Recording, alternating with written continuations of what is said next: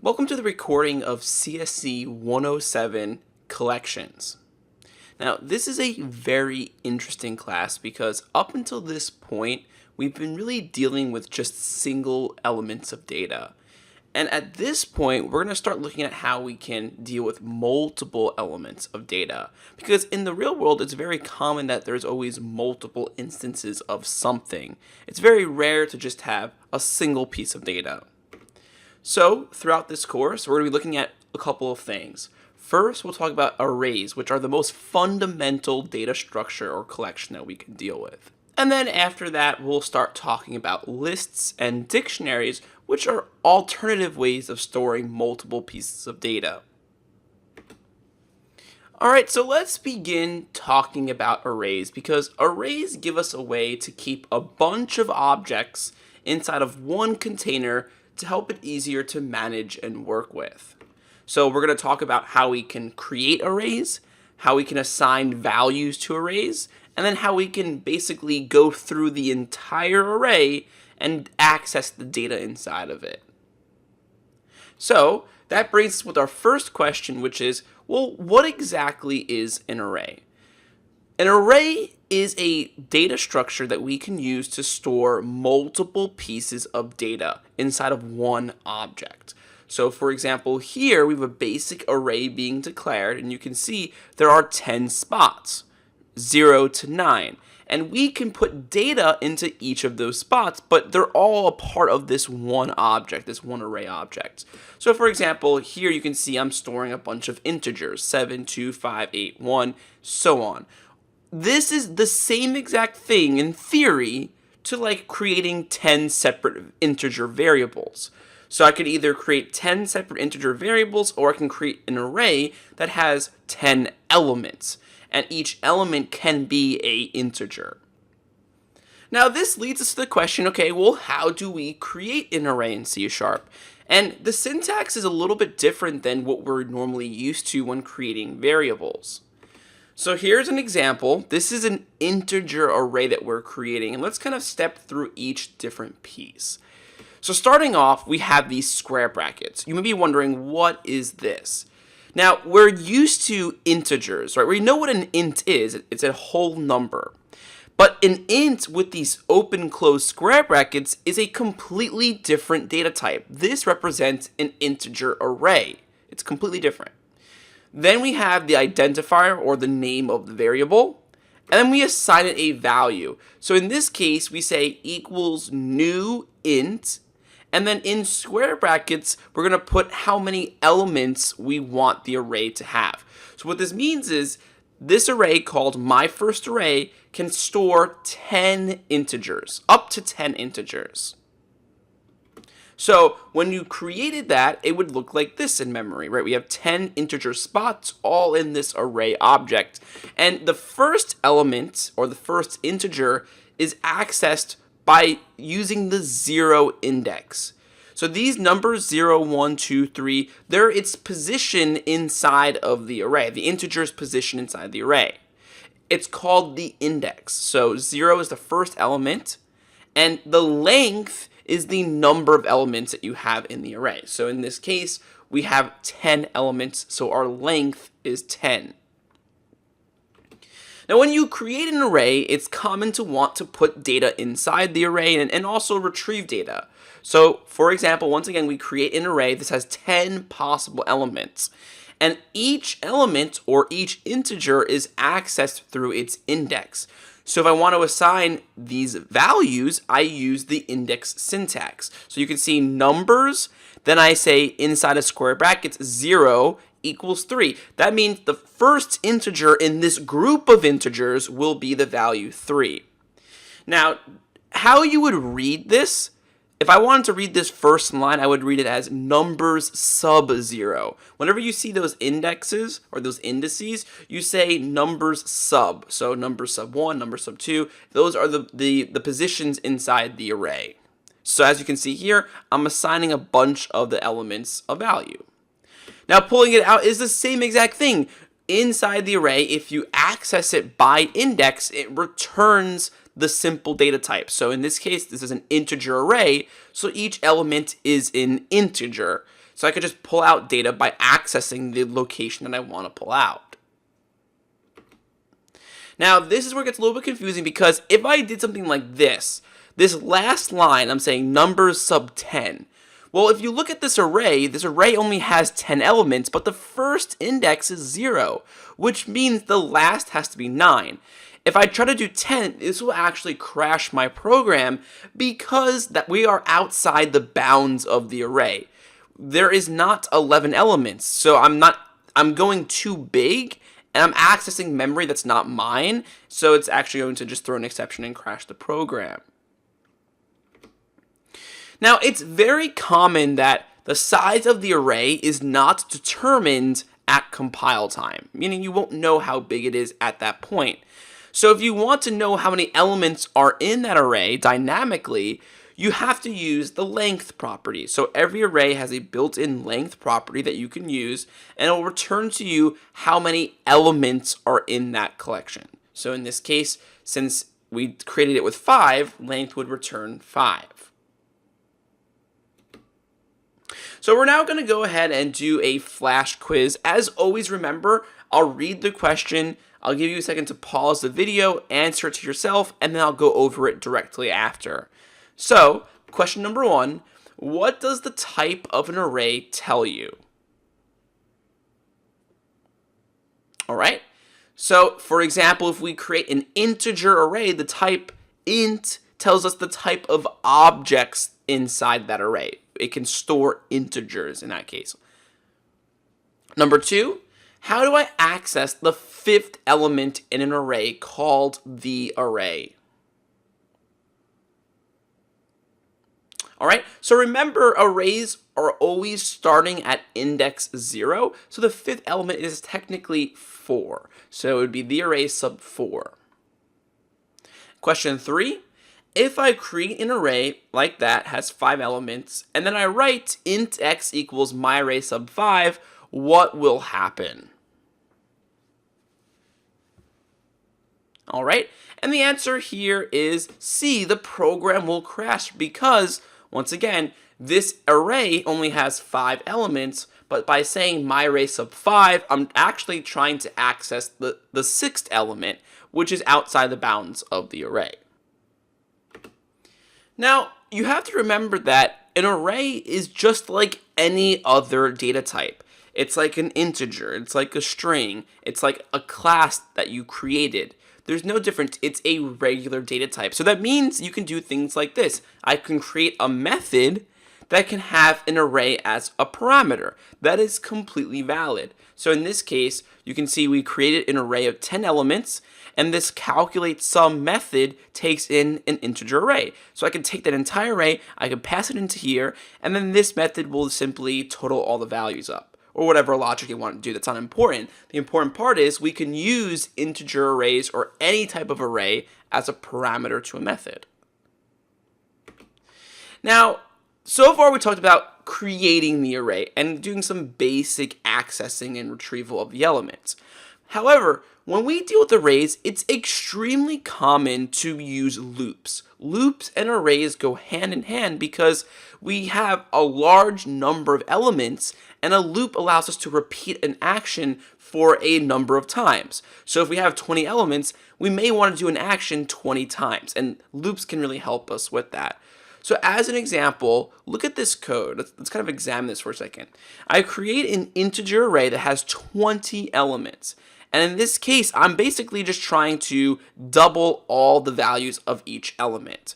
So if I want to go through every single element in my array in a loop, this is what it would look like. We create a counter and we start at 0. Now remember, elements in an array, or the indices, start at 0 as well, so that's perfect. Then we'll say, let's go as long as counter is less than numbers.length. Remember, length returns the number of elements inside the collection. So we do this so that we always stay less than the bounds of the array. With this statement, counter less than length, we'll never pass the bounds, and it will never crash our program. And then counter plus plus. So every time this loop iterates, we're going from 0 to 19, right? It starts off at 0, and it continues as long as it's less than the length. The length is 20, so that means 19, which are all the possible indice values. So if I say numbers sub counter, the first time this runs, that will be 0, and it will say, okay, whatever elements or whatever numbers in the first element spot, let's take that number and double it, and then re-update that value. So we're just doubling the value. Then we come back around, counter increases by 1, so now counter is 1, and it says numbers sub 1. Oh, okay, that's the second element. Then the third, the fourth, the fifth. It will go through every element in the array and double it. Now, on a tangent quickly, a fun fact here, as you start writing code more often and reading other programmers' code, you'll see in loops, especially loops like the for loop, the counter control variable are normally names like I, J, K, and L. And normally the more you nest, you'll go from I, J, K, and L, and so on. But where that is really coming from is a very old language called Fortran. And actually in that language, I, J, K, and L were reserved words, reserved variable names for loops. So it's kind of just a habit that we continue to see and continue to use. Now, another loop that you really haven't seen yet is what we call the foreach loop. And we're introducing this now because you use this loop with collections. So, as you saw before, we could easily use a for loop to iterate and go through an entire array. But with the foreach loop, sometimes this is a little bit easier.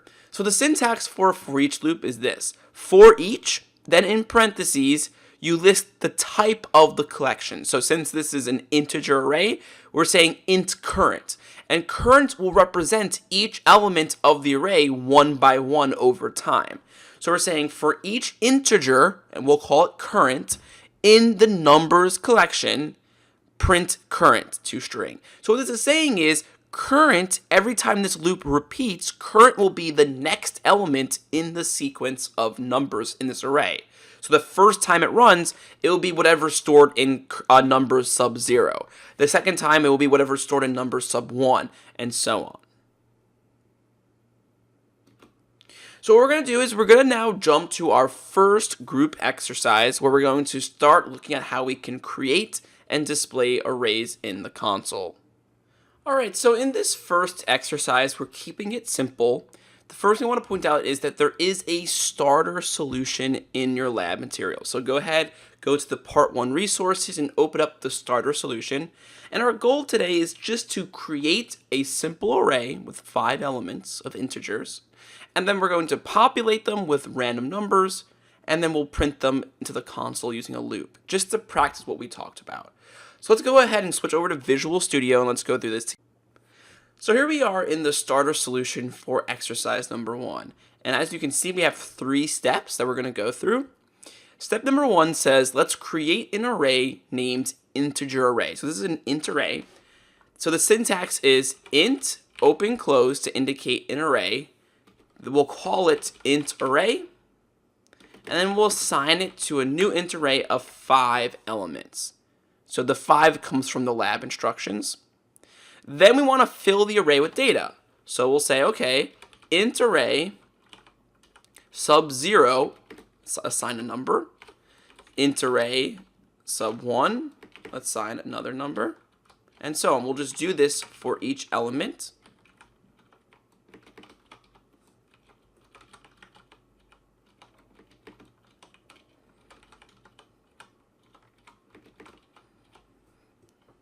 Okay. So remember, there's 5 elements, so that's 0 to 4. And then we want to display them. So yes, we could do something like this. We could say console.writeLine int array sub 0, and we could just print them like this, right? Watch. Oops, I messed that up. 1, 2, 3. So we could do something like this if we ran this program.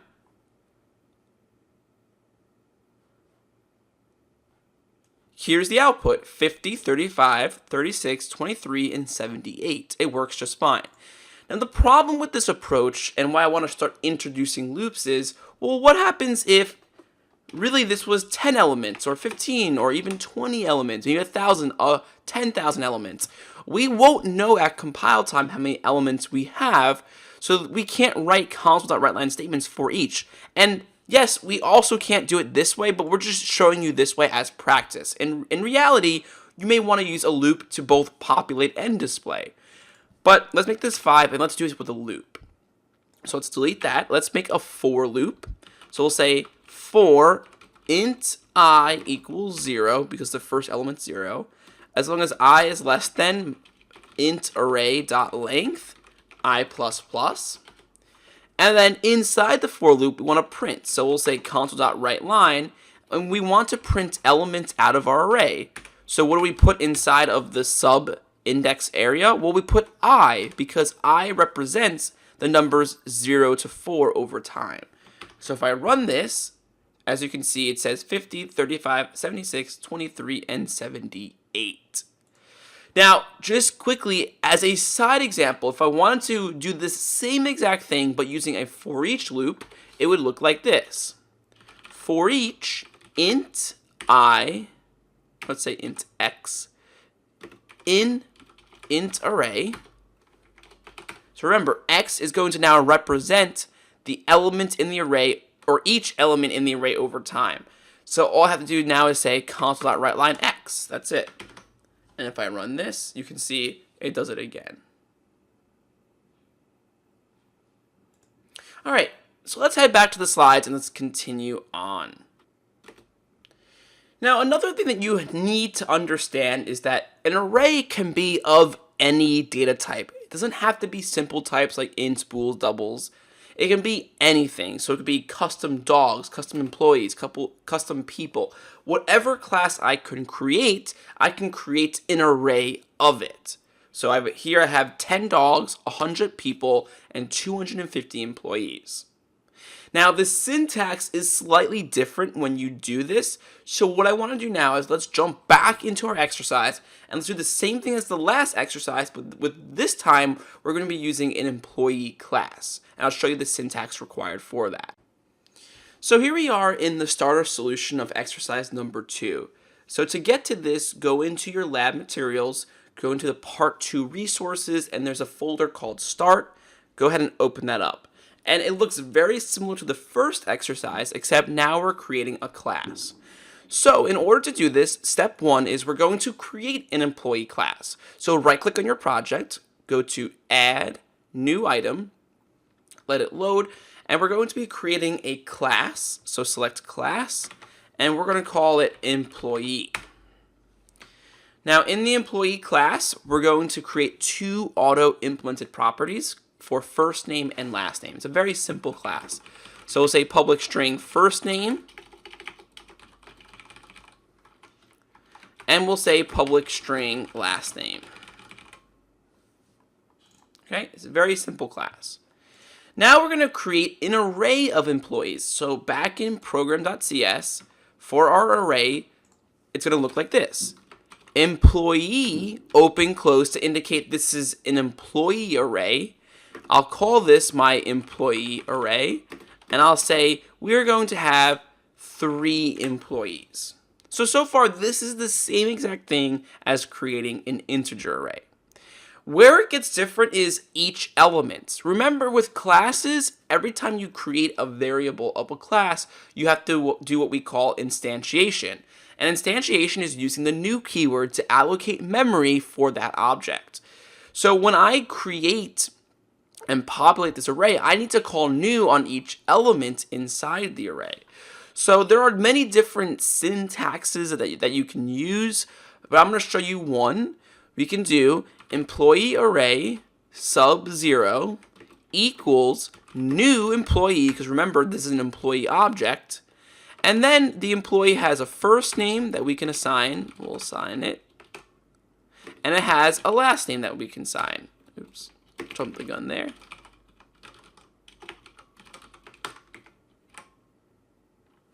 So I created an employee object. So this syntax right here is a little bit different. I'm creating an employee object, And if you want to assign properties or public properties of an object, you can open up curly braces directly after, and you have access to the properties inside of it. Now, a second way of doing this, you could have done something like this. I could have said, let's just comment. Let's copy that line. Let's comment it out. We could have done this. I could have said equals new employee, like that. And then I could have went employee array sub 0 dot first name equals Jesse. And then same thing with the last name, right? So there's no difference between these. Whatever you feel more comfortable with. This just requires more lines. So I did it that way. So I'm going to delete these. And I'll put that back. All right, so that's our first employee. Let's just create 3. So I'll do 2 more. So for the second and the third. So we'll just make up some names. We'll do George Washington. And Mark Smith.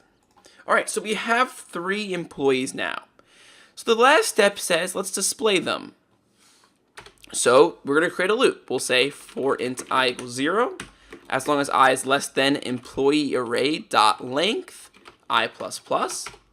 Inside we'll say console dot write line employee array sub I. So if I run this program, we're actually going to run into a problem. And here's our problem. When we try to display an object, it just displays the name of the class, which is employee. It's not actually showing me first name and last name because I never told it to say, hey, show me first name and last name. If I went, okay, let's display the first name of each person, I could easily do that and then run it again. And now it will show me all of my first names. And if I want a last name, I can just concatenate on the last name, just like that. Now, if I want to do it like this, it's a little bit confusing because I'm trying to print here the entire object, which is an employee. So if I go back to my employee class, there's a special method that I can override called toString. So if you just type override space toString enter, you'll have this. And basically what this means is if you return a string from this, this will represent your object as a string. So for example, if I said return test here and then reran the program, now for each employee it says test. So whatever comes from this represents that object as a string. So if I say, oh, I want this to represent the first and last name, I could do return first name with a space, return second name. Or sorry, not second name, last name.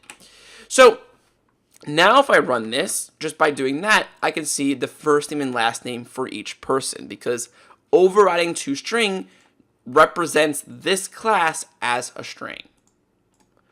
So the only thing that was new here really is the fact that if you create an array of a class is considered what we call a reference type, and reference types need to be allocated on the heap. And you'll learn more about that in future, but when something has to be allocated on the heap, we have to use the new keyword. So each object needs a new. That's why we see 4 news here. All right, so far we talked about how we can create an array, how we can assign values to the elements inside of an array, and also how we can iterate through the array and get access to each element of it. Now we're going to switch gears a little bit and we're going to introduce 2 different data structures called lists and dictionaries. So we're going to first start off by talking about the limitations of an array. Why maybe want to use a list over an array. And then we'll talk about dictionaries as another way of storing large data sets. So the question comes, well, what is wrong with arrays? And this is a great example. Imagine we were making the next Facebook, and we were trying to build a system that allows people to have friends. If we were using an array, how would we know how many friend elements we should make, right? Should this have 100 friends, 10 friends, 1,000 friends? How do we know how many friends someone's going to have before we actually release Facebook and have people using it and adding friends? The answer is we don't. So this is a big limitation of arrays, because with an array you have to indicate how many elements you're going to have. So a list is different.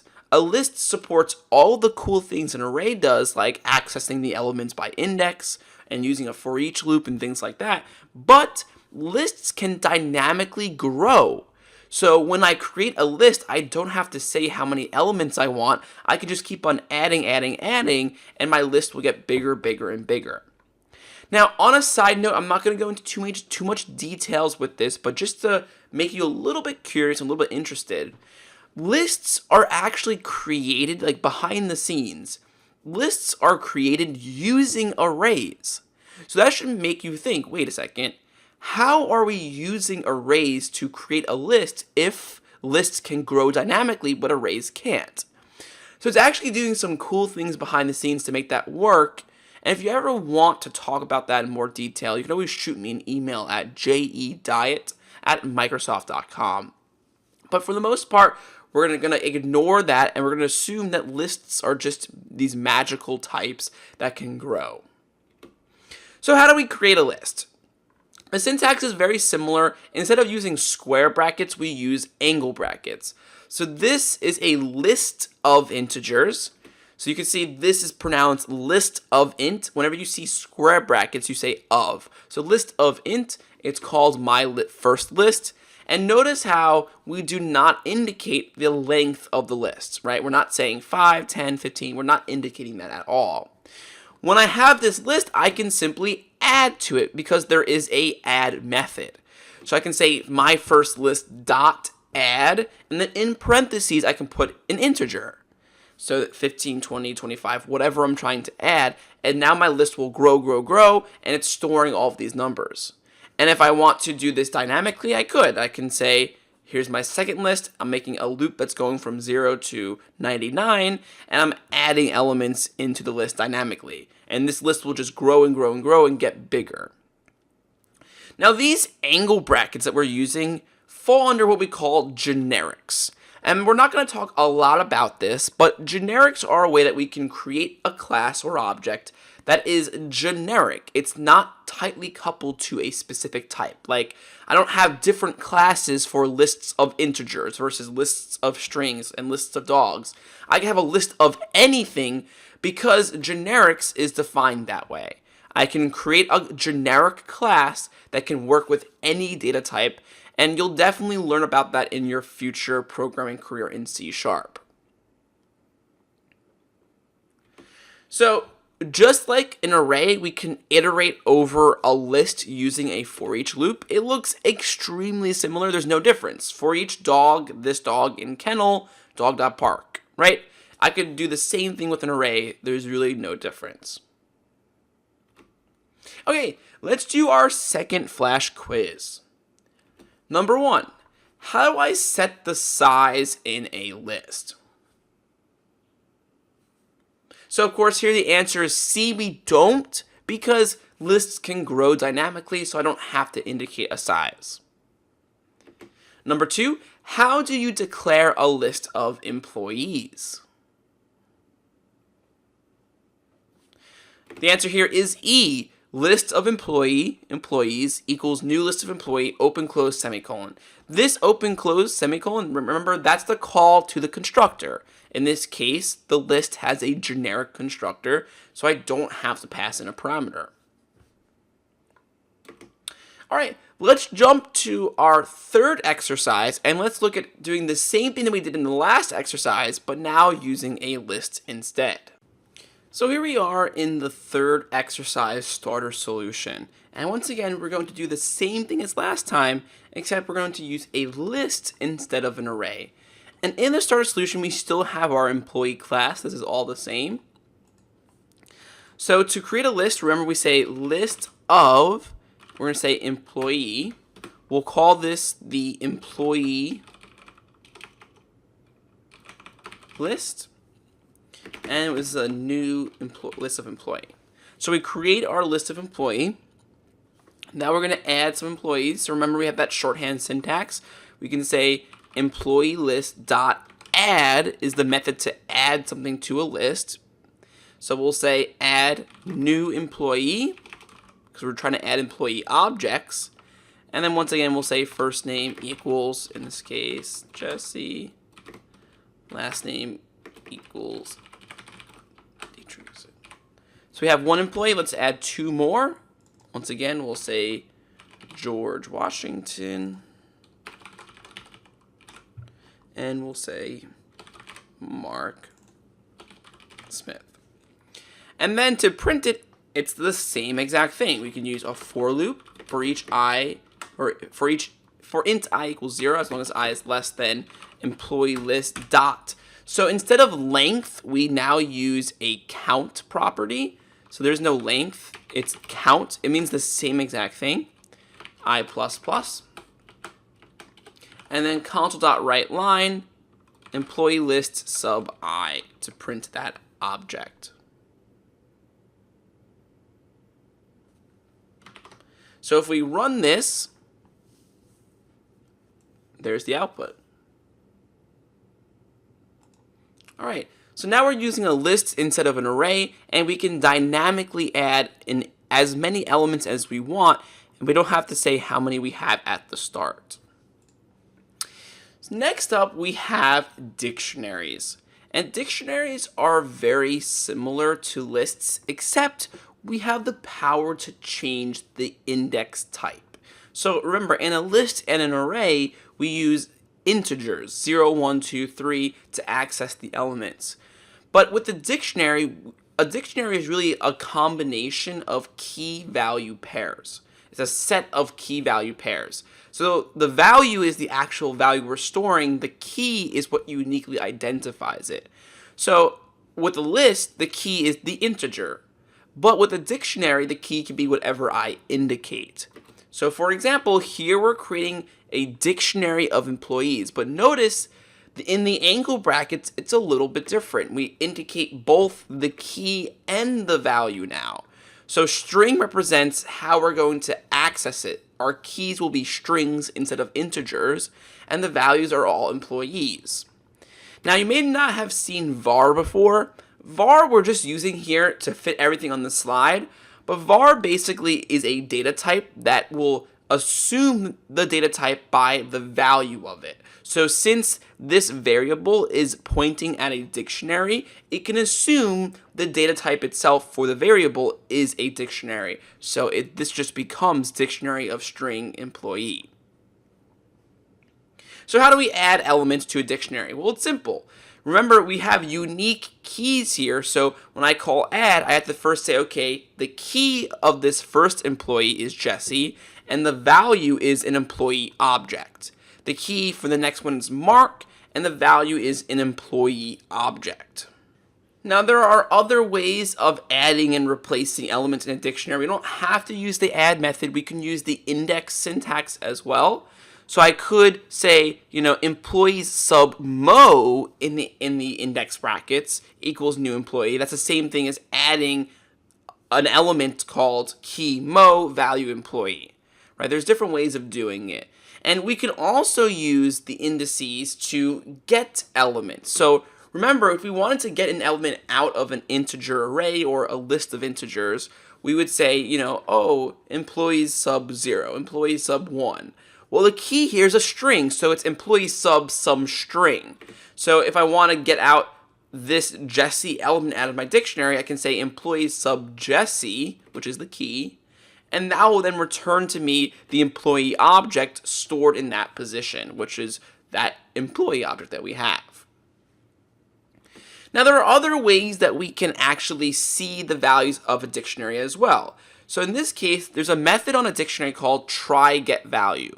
This allows us to see if a key exists, because what if you try to pull out a value where the key doesn't actually exist there? We're actually going to run into a problem. So if we say try_get_value, the first parameter in that method is the key. So I'm saying, okay, does Jesse exist? Try to get Jesse out. Remember, we're using output parameters here to report the value. So if the key Jesse does exist, then employee of the month will be populated with the value that's stored at that key position. If it's not existing, then it returns false, and we go to the else section, and then we can say, oh, the key doesn't exist in my internal collection, right? I could say something like that back to my user. So dictionaries are a little bit confusing, but very powerful. So what I want to do is I want to jump to our last exercise and show you an example of creating a dictionary. So here we are inside the starter solution of our last exercise, exercise number 4. And as you can see, the main method has a bunch of to-dos. We're going to create a dictionary, then we're going to add some elements, and then we're just going to display it. However, inside the employee object, or in the employee class, it's a little bit different. We added a new public property called ID, which just represents the ID of it. So we're going to start off creating an employee dictionary. And our key in this example is going to be an integer, very similar to a list or array, but it could be anything. It could be a string. It could even be a bool if you wanted to. So I'm going to say dictionary int employee to represent the key is an integer, and then the value is an employee. We'll call this the employee dictionary. We'll instantiate it. There we go. So we have a dictionary created. Now it says add an employee with an ID of 101, 102, 103.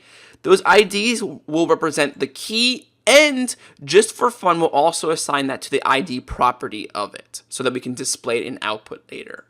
So we'll say employee dictionary dot add. We're going to add our first employee. So our key will be 101 because it says to do that. And then we need an employee object. So we'll say new employee. And then in angle brackets, we can assign our values. So we'll say the ID in this will also be 101. Then we have first name, which we assign. And then we have last name. All right. So we just created an employee, storing it in position 101 in this dictionary as our key. Let's create one for 102 now. So 102 will be 102, 102. We'll give it the same data, George Washington. And then we'll do finally for 103. So 103, 103. Mark Smith. All right, and now the last thing that we want to do is we want to simply display this information to the console. So to do that, we're not going to use a loop. Instead, we're just going to access the elements of the dictionary using their keys. So for example, I'm going to say console.writeLine. We'll say employee dictionary sub 101. That will retrieve me Jesse. Then I'll do, let's retrieve 103. And then I'll retrieve 102. And if we run that, you can see the output. 101, 103, 102, we're printing to the console, and everything's working. So we successfully built a system that can store information using some type of key, and then we can access it by plugging in the key and getting the value out. So in this last section, we looked at the limitations of arrays, and the biggest limitation was the fact that an array needs to know the size of the array before we can actually use it. And that's a problem sometimes because we don't always know the size. So we talked about lists as a way of solving that, and then we also looked at dictionaries as a way of changing the key instead of having to always use integers. Now, in the next class, C#108, we're going to start discussing debugging techniques. We'll talk about things like exceptions and some of the cool features built into the IDE to help us debug our applications.